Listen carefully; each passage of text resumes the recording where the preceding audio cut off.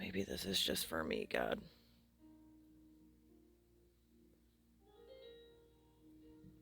But the things that you're showing me,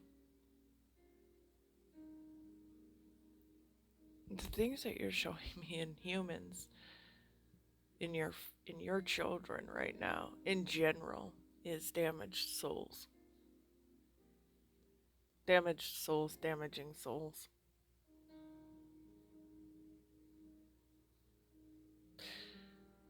And the place that I'm in right now is a place where I'm pulling away unto you to assess the soul, its damage, its wounds, any open doors,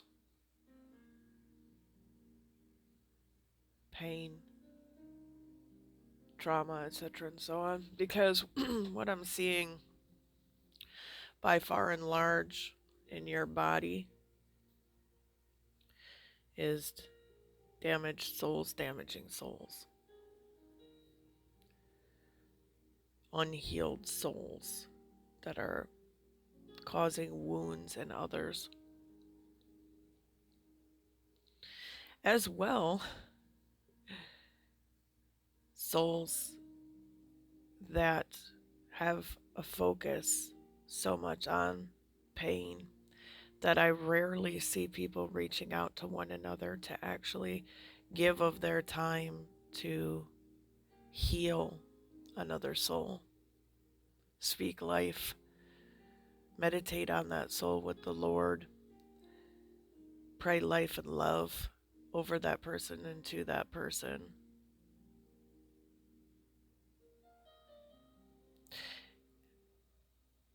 And one of the things that you've been showing me is that for people who have been through abuse, neglect, for people that have been through the trauma of growing up, living, abiding with, being under a Pharaoh type spirit,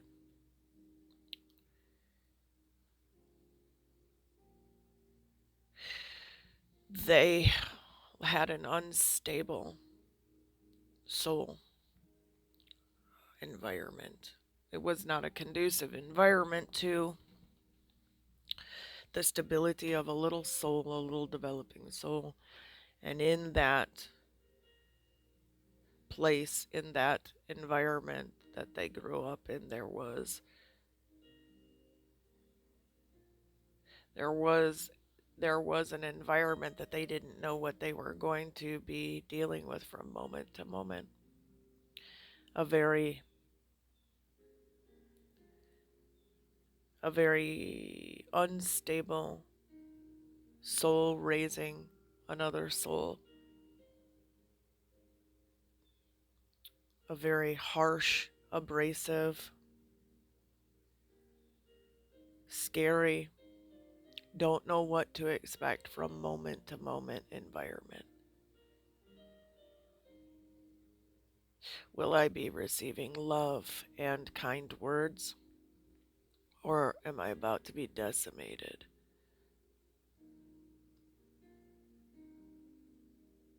Anger, outbursts, intolerance, cold, abrasive, biting. Or is this person having an okay day for themselves and so they're able to express some kind of smile to their face and kind words from their mouths? You see, because someone that has been through abuse and trauma in those ways by an emotionally and mentally unstable figure, they grow accustomed to a hypervigilance to their environment. Is what he's telling me, their spiritual environment. Because the only reason someone treats another person like that is because they have demonic strongholds. So children in these situations become highly sensitive to the spiritual atmosphere. They also learn the triggers and the signs that come along with demons.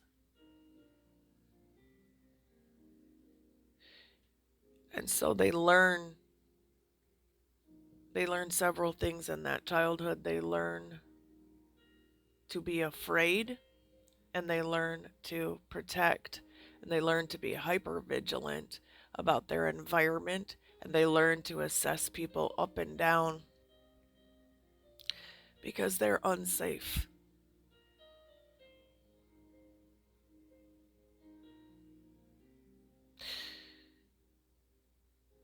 As an adult, I very much know that what people say to me, what they think of me, the opinions they have, has no bearing on who I am or how the Lord feels about me or views me.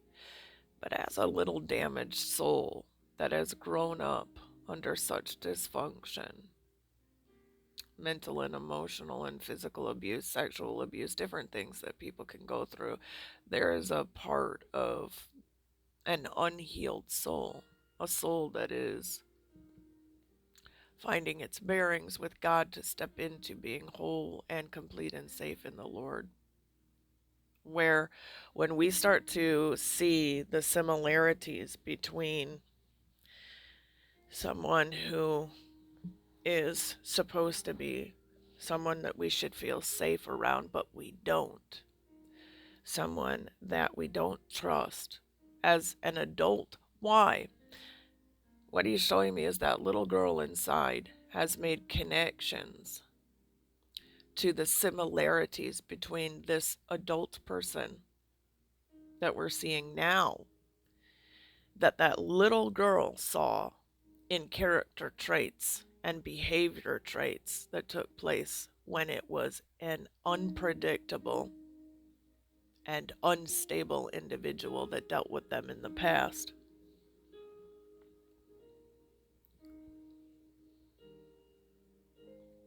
So, my question to him is, what's the common denominator here? Why is this taking place? Right? Like, there's got to be something he's showing. And clearly, there needs to be healing that takes place. But I believe in situations like this that there's issues on both sides. And this is what I mean by that. Is there issues on the person who needs a healed soul because they've been through all of that and they're highly aware of the spiritual environment and they're reactive to whether or not they can trust someone because of the characteristics and the behaviors that are taking place that are very reminiscent of those that could not be trusted, those that damaged them in the past very callously. There's definitely that going on. But also, why is this person why is this person acting that way? Because I believe there's unhealed parts of that person as well. We need to be very, very aware of how we speak, because from the heart, the soul is where the words come from. And when we see, when abused children see, traumatized children see that the words don't match up with the heart intention and the spiritual atmosphere, that causes people to be untrusting towards someone else, because there's more going on below the surface that that child has learned to identify to survive.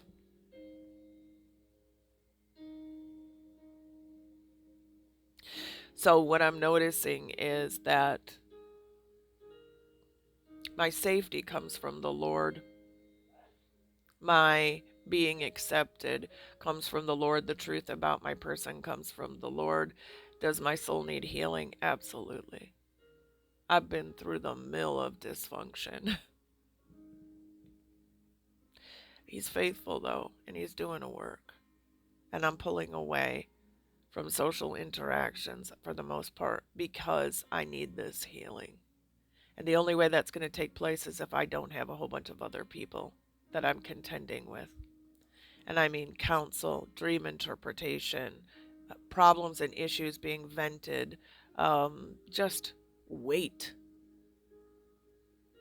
Because if you have a soul that needs healing and people are adding extra weight to it because their soul needs healing, it's like putting on the oxygen mask in an airplane. You got to do that first to yourself before you can even help anybody else. And so I'm in that place with the Lord where I'm looking at him saying that there are people in my environment that are reminiscent of and bringing back all that stuff from this little girl endured inside my soul, which is causing my soul to be very, very shaken up. And so that soul, number one, needs the shalom and the peace of God. That soul needs God. At this point, not humans, God.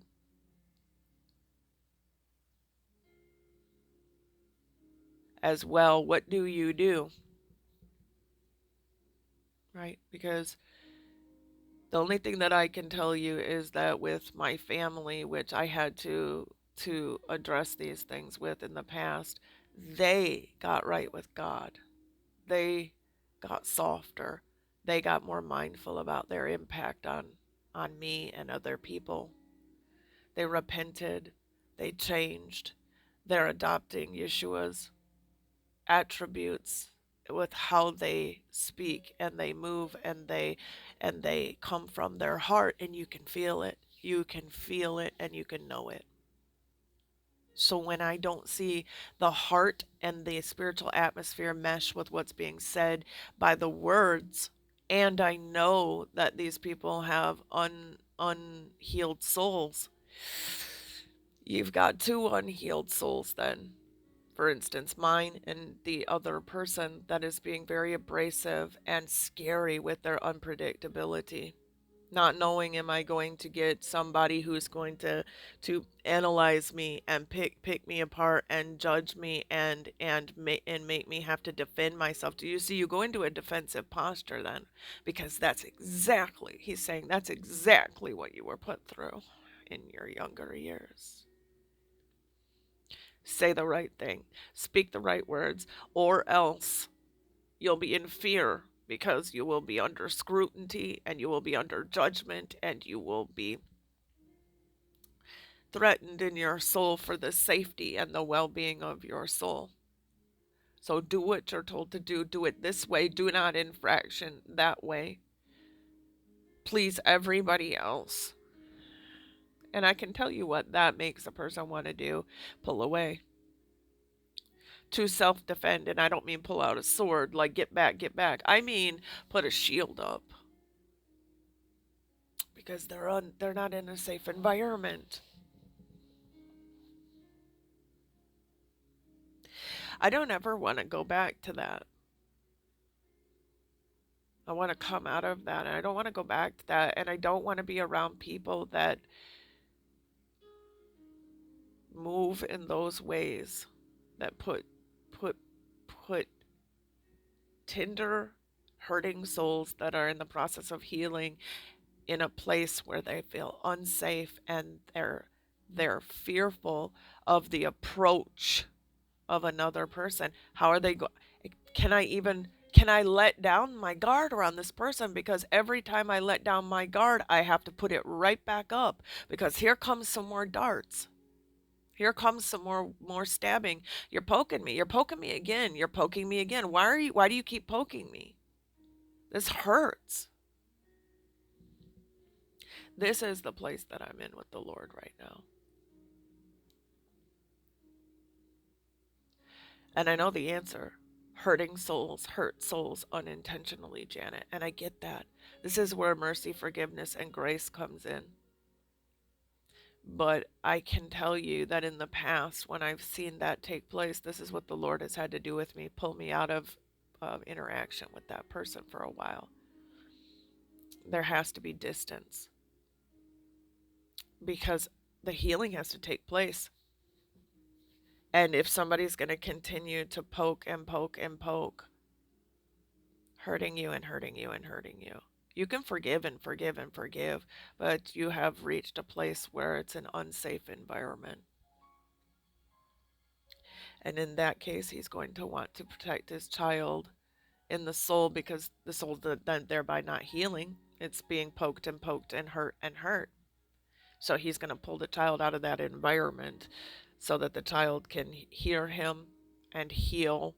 And then when they're healed, be introduced back to that person and back to that environment, in the hopes that he has at that point is that they'll be able to handle the things differently. And that time away will give perspective to all parties involved. And all I can tell you is that I can see an unhealed soul because I was not only living that myself and still healing from that, but it was unhealed souls all around me that were hurting me and others.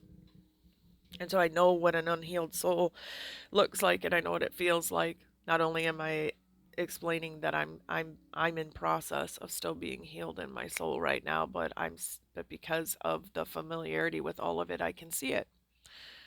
And if you have somebody who's trying to heal, if you look around and you can identify hurting souls, please be very mindful of exactly how you're approaching these souls. Exactly what your words sound like, your tone, whether you're trying to defend yourself, because if you're trying to defend yourself to someone who has a hurting soul, meaning you're standing upright and you're not bending, you're very stiff. They don't feel embraced. They don't feel softness. They don't feel safety in that environment, and it'll cause more damage. So I will give one bit of advice, and this is another reason why I'm pulling away. If I have parts inside of my soul that need healing, I want to be very mindful I'm not damaging other souls in the process, because hurting souls hurt souls unintentionally. So if you know that you're in a place where you need healing and you're in process with God, please limit your interactions with other people until you get into a stable place within your soul, because your interactions with people have deep and long lasting repercussions. It's very easy for a soul that has been through trauma and damage, that's in a healing process, to be absolutely taken from level 50 back down to floor level from one interaction from another unhealed soul. You can drop somebody so quickly from the progress that's been made. So I have lately been sitting with the Lord, watching the decimation of souls to souls, saying, what can we do about this? And he's laying bare what's happening in topic, point, and premise. And all I can do is pose the questions to people. What are we really witnessing in the way that we are behaving? And are we really, really okay in our souls toward other people? Because there are some people that are so sensitive in the spirit realm because they've had to learn to survive in very hostile environments, that they know when the words, even if you have an intention to be loving and kind and soft, they know when there is turmoil going on inside that soul. It's like watching, if I could equate it, it's like watching the lips of the person want to be a soft dove, but from the heart, if you look down into the chest of the person, you see World War II taking place, because that person's struggling in their own soul to have peace and safety and contentment and love. So oftentimes the lips can say one thing, but from the heart, there is a spirit realm that can be identified that's taking place, that this person needs healing. Because I understand the intention is to want to love and to give and to bless and to embrace, but there is this rigid uprightness that's going on in a war state within that soul, and that can be identified.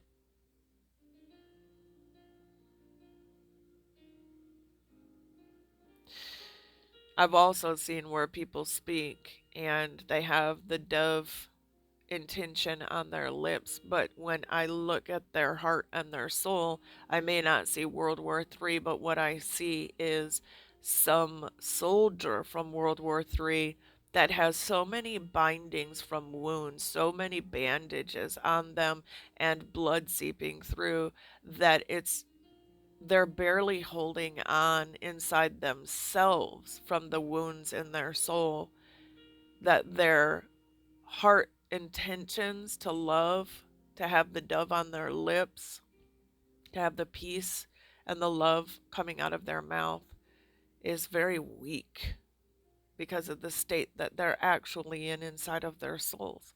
So whether it's World War II going on and I see them actually fighting and angry and contentious, or if I see that they have been decimated so much that they have the love on their lips that's coming out for everyone, but they are in need of love being given to them. They are in need of restoration. Both accounts are in need of love and restoration. But at some point, we have to put the sword down towards our brethren. We often talk about iron sharpening iron. I just want to make it clear that we're not actually fighting each other. We're not clanking swords. But I see that that's actually what's taking place. And then when we refuse to clank swords, we end up like the bandaged person inside the soul that has so many bandages and wounds and blood, and they're so wounded because they refuse to pick up a sword toward their brethren, but they're getting stabbed over and over again. I see souls that need so much salvation from the Lord, so much help, so much healing, that I want to encourage you to at least ask God, do you need to pull back out of social interactions for your own healing? Because hurting souls hurt souls unintentionally.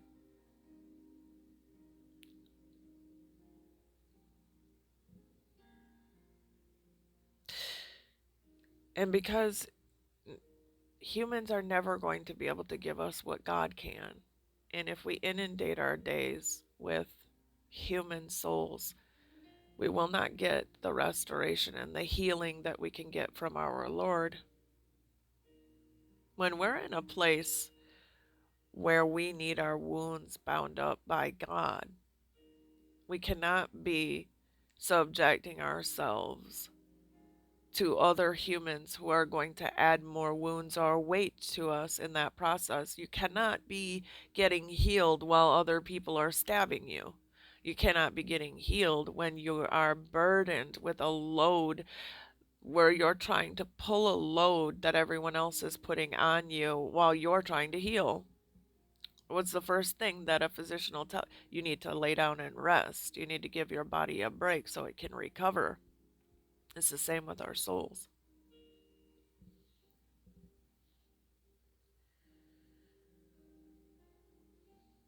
He really wants to see us healed and safe and cared for by Him. And His ultimate goal is that when He gets us that way, when we can trust Him in those ways, when we feel safe with Him, when we get the shalom of God going in our souls because we pulled away to be with Him, to receive from Him, whilst pulling away from everybody and everything else. The goal is that as He gets you to that state, you can then re engage to help the others. Because the, there's so many that I would almost say everyone is an unhealed soul in some fashion. And so what do unhealed souls do? They pick up swords and stab each other. They don't realize that's what they're doing, but that's what their words do. That's what their demeanor does. That's what their actions does. That's what their tone does. And you cannot take that over and over and over again and get healed at the same time you're getting reinflicted. You can practice forgiveness to your brother over and over and over again, but that has nothing to do with healing.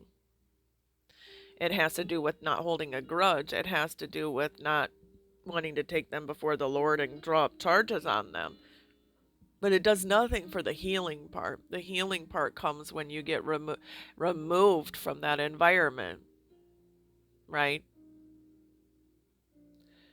If you're constantly walking through thorn bushes, then you're not going to heal. So you've got to remove yourself from walking through thorn bushes in order to allow yourself to heal. Then you might be able to go back and deal with the thorn bushes, but in a very wiser manner, in a very healed manner. Because there is roses in those bushes too. There are flowers in there, but you're going to have to wade through a lot of getting pricked, a lot of bleeding. But when you've gone through it for so long and the Lord starts to say something to you like you're not healing from this. It's getting you're getting inflicted and you need to heal up and get your strength back, and I need to speak to you about the truth. I need to speak to you about your soul. I need to speak to you about how much I love you. I need to speak life back into you because it's just simply not happening. The interactions that you're having with my humans are weighty instead of relieving your weight and carrying your burden. It's adding burden to you. So, very much like that dream where I had seen the horse that was stalled with all this baggage. Once it broke through that threshold, the baggage came off. I believe the healing of the soul, getting away from human interactions that are causing weight on me, is going to be very beneficial to my soul. A freedom that I need, and to be healed, and a new vigor to go after the enemy of our souls. It's exactly what I saw in that dream with the horse being overburdened. So, venting our life problems, dream interpretations, counsel, um, negative interactions. All these things add weight. And if there's not a balance where the people in your life are doing things to relieve the burdens, then what happens is they just keep piling on more baggage to your back for you to carry to the Lord and deal with. It's when we can carry our brother's burdens and reach out and speak life into them that is going to help. Is when we tell them, I've been interceding for you, meditating on you, hearing and speaking to the Lord concerning you, and these are the life-bringing things that I would like to share with you that he has said or shown. Those things we need, and those things I am not really getting. And because I love him and I love his children, I still want to keep working and working and working. And he's showing me a workhorse that has so many cuts and bleeding and gashes and bandages on it that it literally cannot carry the load anymore. Who put this yoke on you, right? Partially that's me because of the heart that I have, but the enemy knows that because of the big heart that I have to want to help people, that 9 times out of 10 I'll try to help, and people keep sending stuff and reaching out. So, right? But the Lord is like, nope, we're pulling back. People are going to have to deal with their own stuff with me eventually, Janet. And not everything he's saying right now, not everything is life and death if a dream interpretation doesn't get done. If they don't get the counsel or the word of knowledge from you that they could get from both of us, they can still get it from me. It's still available, so it's not like you're not giving them any options. They're supposed to come to me anyway, because he's showing me that we often rely on other humans instead of God, and we're often burdening other humans. And then you add up how many of those humans are doing it just to one person's life, right? Whilst there's no balance, whilst not reaching out and feeding that person life back into them, right? I remember hearing Sister Vicki Atkins say recently that we all go through this persecution and judgment and analyzing and microscopic viewing of finding any faults and flaws and differences and all this. We all get that, but what we don't get and what she really appreciates is when someone comes to send an encouraging word, because she said sometimes the battle can get so strong in your mind against everything that's going on, and I would tend to agree with that. But it's more than that. It's a spiritual weight that's being added when it's only problems, if you will, or issues, if you will, that are being addressed all the time. It reminds me of how 911 workers, the people who answer the 911 calls, have one of the highest rates of suicide. How many people, I wonder, are actually speaking life back into those people that deal with all that weight all the time? So, the one thing that I can tell you right now is I do not want to add any more weight to anyone's life.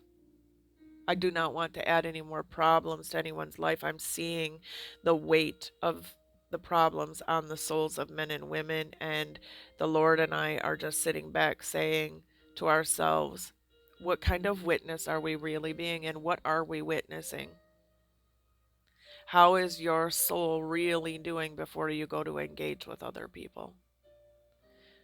And I'm telling you, he's asking like me to look at myself that way, and for each of us to look at ourselves that way, to analyze how we're doing, because if you're not doing well, the last thing you should be doing is interacting with other people.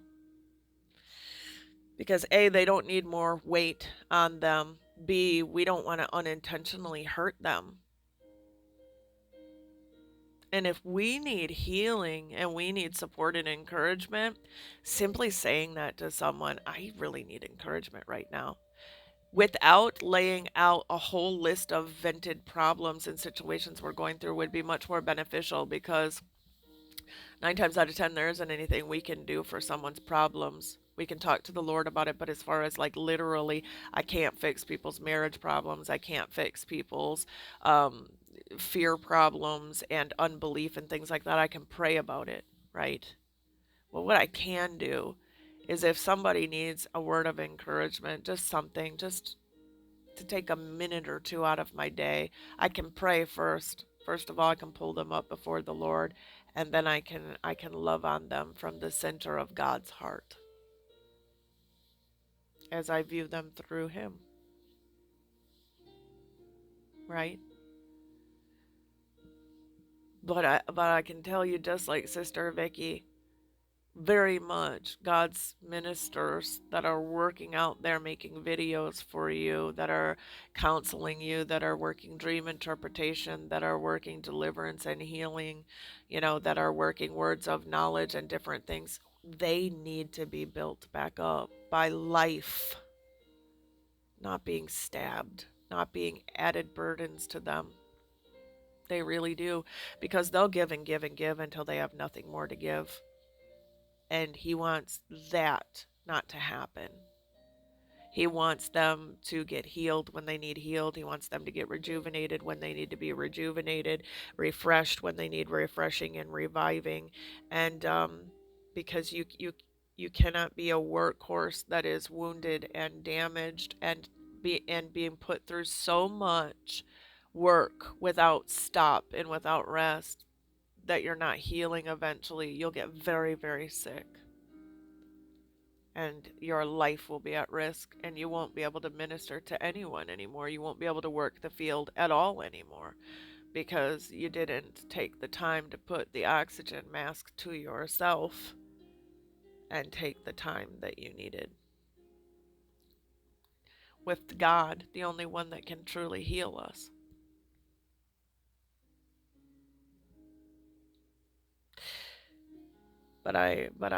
Because I am a soul that has been wounded and traumatized and abused, and I'm being healed from that by the Lord, when I see other people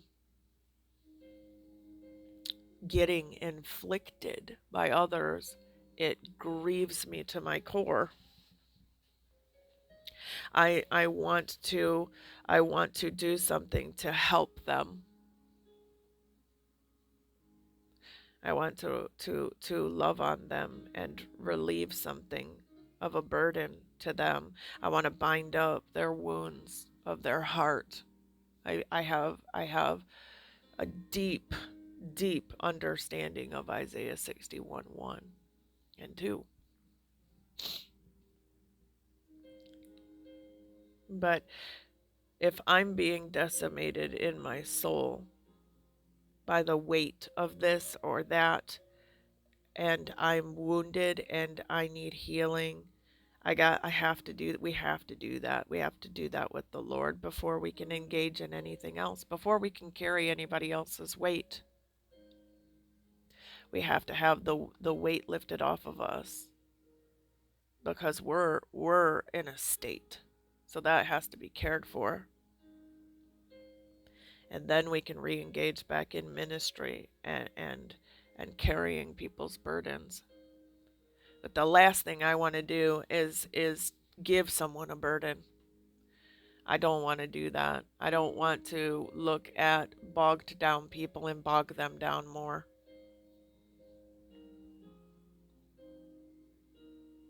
I want freedom for people. I want healing for people. I want love for people. I want them to know their Savior because that's where all that peace and love and freedom comes from, and healing.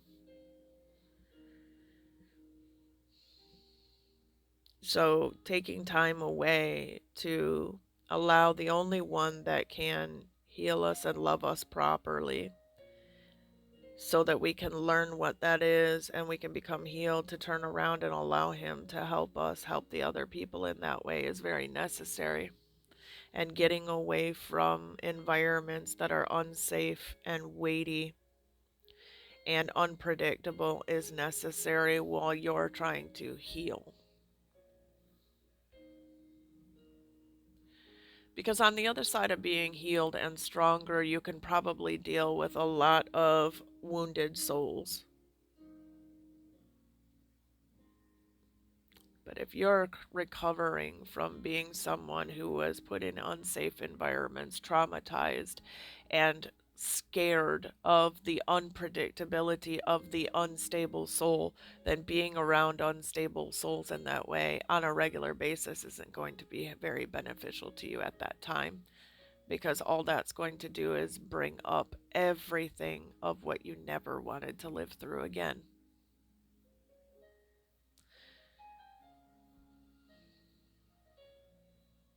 Dysfunctional souls cannot help us heal. We have to become healed souls that can then thereby go and help heal other souls. And my trust is in God.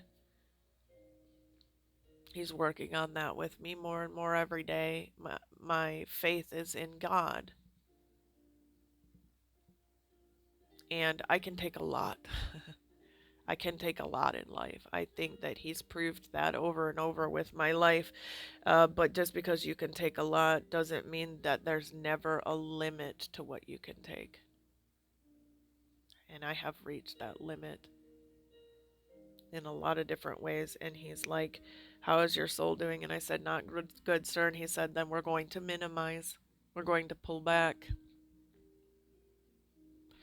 And that definitely means pulling back from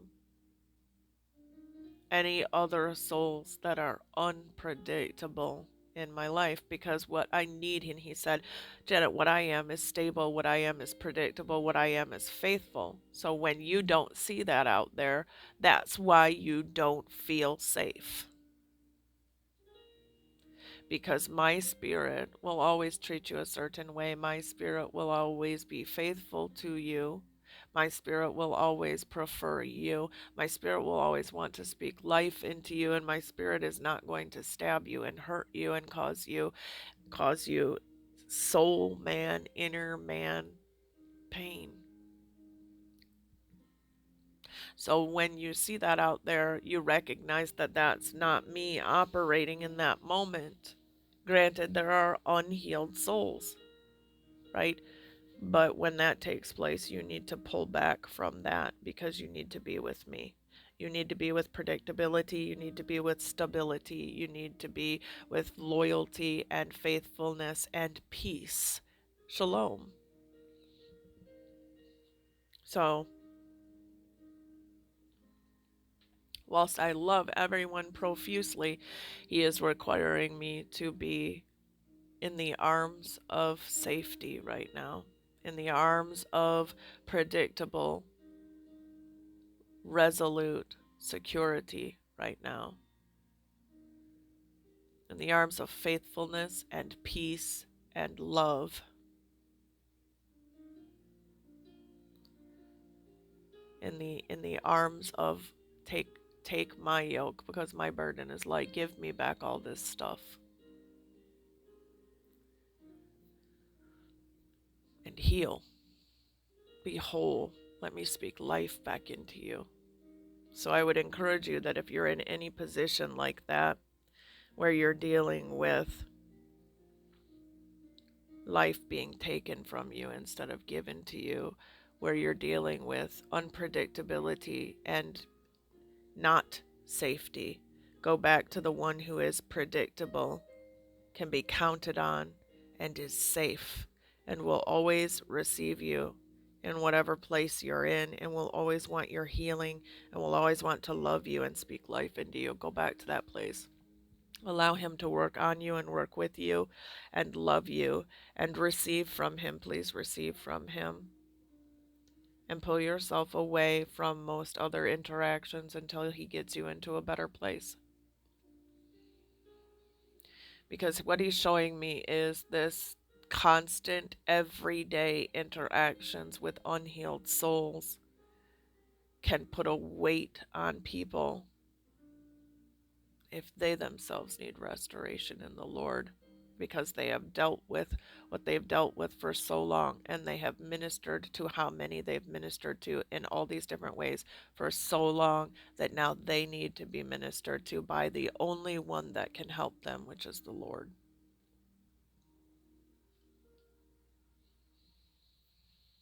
We can minister to our detriment. We can interact with others to our detriment, all under the guise of this is good, this is godly. And we can be worn out in the last days. So, once again, I do not want to be an unhealed soul that is hurting other souls. So, I will do the responsible and accountable thing, which is to remove myself pretty much entirely from most all interactions, to be with the Lord, to receive from Him, to be in a better place, so that I can then be healed, stronger, wiser, in a better place, and go back and to love on others and to speak life into them from a stronger, safer, firm, loving, peaceable place. But I got to get all that restored back to my soul before I can even take it to the others. So I would encourage you today that if you're in a place where you need healing, you need peace, you need safety, You need to not be stabbed and poked over and over and over. And you need to let down some burden carrying in order to heal and to get your wounds bound up by the great physician and the lover of your soul. I encourage you to take some time out with him. And he keeps bringing it up that the month of December is for that. And if he's going to tell me that the month of December is going to be a time where we need to lock away with him, what I see is then beyond that will probably be why we needed it to begin with. That in the new year, there may be much more that's coming about that we will be facing. So I'm encouraging you to please pull back with the Lord. Let the one who can bring you what you need, not always what you want, not always what's comfortable, but what you need. Let him tend to you. Go by his lead of what he's asking from you and for you and what he wants to give to you. I pray that you'll find yourself in a place where you'll sit to receive it.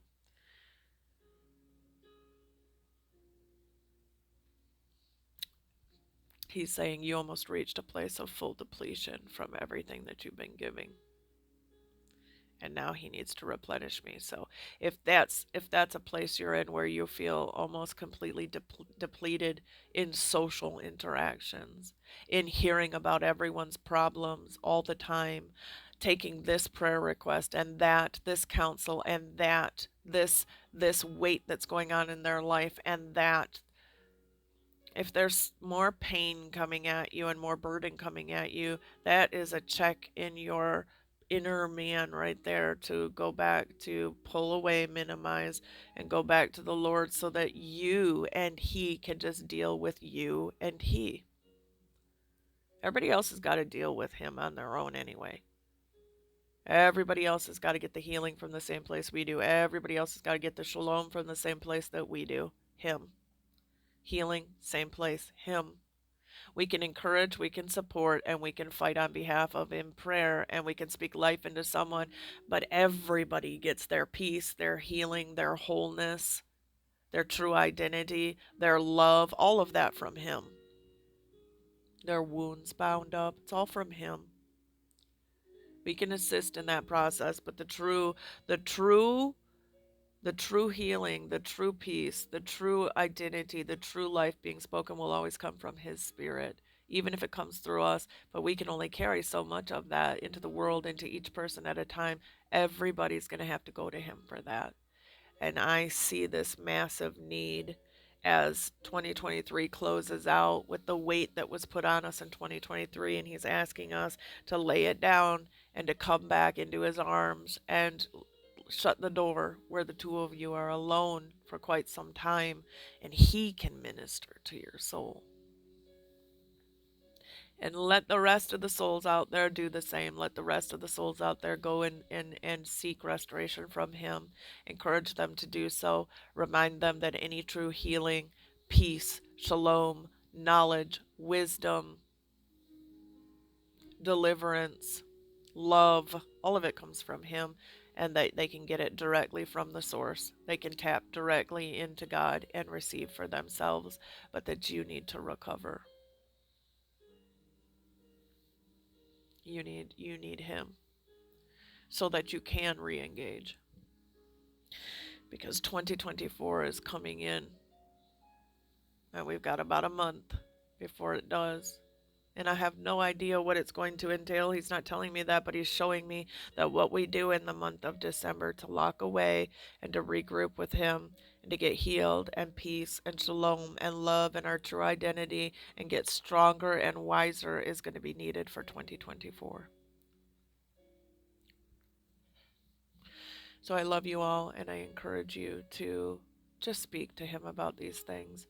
And I'll do the best that I can to love you in the best way that I can, which is to get healed and to get restored myself in His arms so that I can be stronger and wiser and and and more equipped to once again re-engage with Him and pick some weight back up that other people have. But right now, He's asking me to lay down their burdens and lay it all down. He doesn't want me carrying any weight right now because I have need of healing and restoration. So I pray, find that safe place that you are in Him. He is very predictable. He's very healed. He's very loving. He's whole. He's perfect. He's reliable. He's faithful. He's gentle. He's kind. There's no need to fear Him.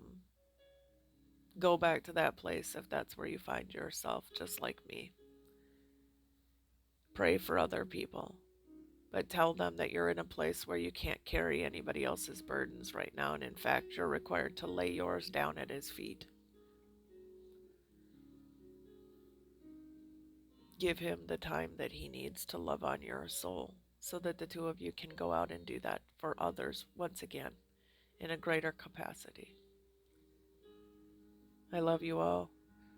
And Father, I pray that your children will look inside and see how they're really doing in their souls, and that they'll meet you this day regarding all of these things and allow themselves to walk straight up to you, to be embraced by you, and to sit down and to sup with you, because I see such a great need in the souls of your children to do just that.